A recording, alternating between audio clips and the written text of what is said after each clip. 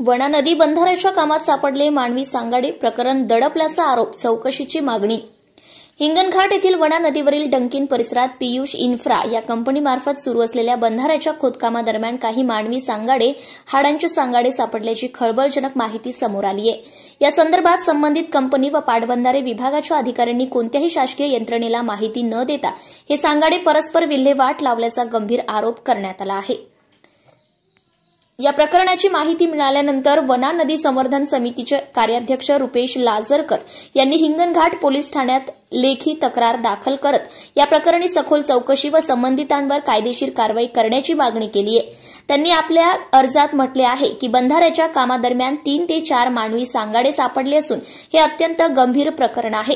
प्रचलित कायद्यानुसार अशा प्रकारच्या घटनांची माहिती पोलीस, महसूल आणि संबंधित शासकीय विभागांना देणे बंधनकारक आहे।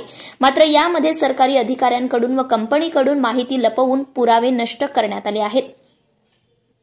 मृतदेह किंवा मानवी सांगाड्यांची परस्पर विल्हेवाट लावणे हे भारतीय दंडविधान कायद्याच्या विविध कलमानुसार गंभीर गुन्हा ठरतो। पुरावे नष्ट करणे, माहिती लपवणे आणि संबंधित यंत्रणेला न कळवता स्वतः निर्णय घेणे यामुळे हे प्रकरण केवळ प्रशासनिक हलगर्जीपणा न राहता कायद्याचं उल्लंघन करणारे ठरते।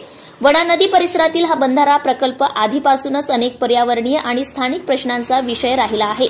आता या प्रकरणामुळे या भागातील बेकायदेशीर कामकाज, पारदर्शकतेचा अभाव आणि प्रशासनाच्या भूमिकेबाबत आणखी गंभीर प्रश्न उपस्थित झाले आहेत।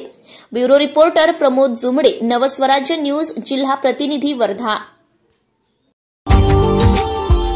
Subscribe now and press the bell icon. Never miss an update.